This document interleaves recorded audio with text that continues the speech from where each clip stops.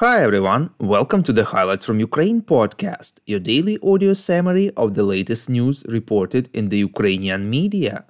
My name is Artem and here is the news.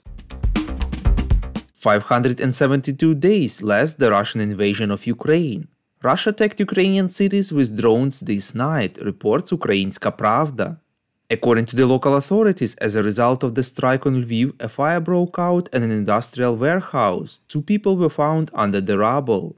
The woman is uninjured and the man is in serious condition. In the city of Kryvyi Rih, locals informed about an explosion. No other details been reported. President of Ukraine Volodymyr Zelenskyy and the First Lady Olena Zelenskya arrived in New York, where he will take part in the UN General Assembly and meet among other leaders US President Joe Biden, reports Ukrinform. After arriving, Zelenskyy has already visited a Staten Island University hospital, where he met with seriously wounded Ukrainian military who are undergoing treatment and rehabilitation there.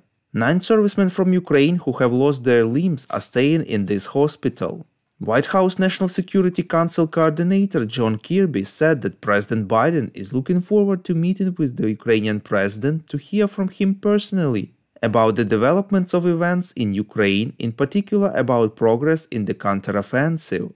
In addition, according to Kirby, Biden wants to reassure Zelenskyy that when the US says it will stay with Ukraine as long as necessary, Ukrainians should understand that support will continue. Volodymyr Zelenskyy plans also to visit the US Congress, meet with leaders of the chambers and parties, with the military leadership and American business, journalists and the Ukrainian community. German Defense Minister Boris Pistorius has announced the preparation of a new 400 million euros military aid package for Ukraine, reports Ukrainska Pravda.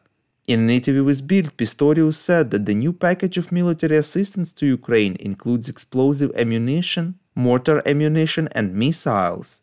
He stressed that ammunition is what Ukraine needs most in its defensive struggle against the brutal war of aggression. Also, Pistorius added Ukraine will receive armored vehicles, mine clearance systems, winter clothing and generators.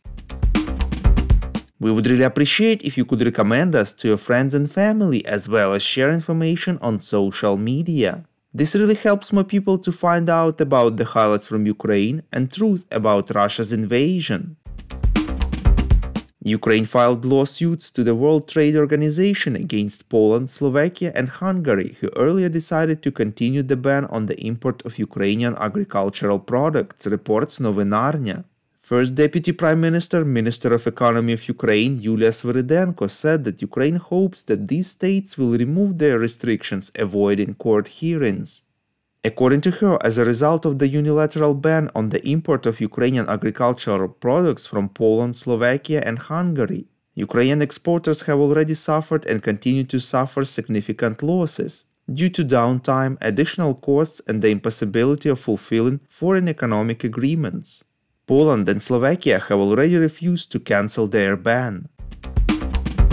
Commissioner for Human Rights Pavlo Lubinets informed that the gender pay gap in Ukraine is 18.6%, reports TSN.